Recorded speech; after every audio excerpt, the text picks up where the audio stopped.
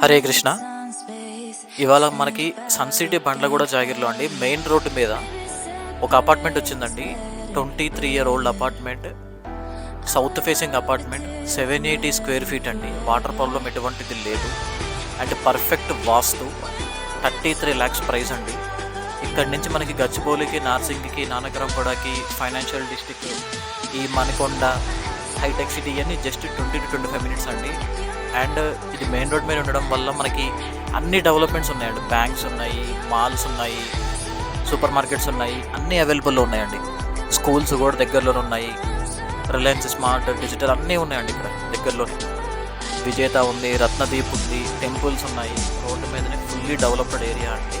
Ultimate location.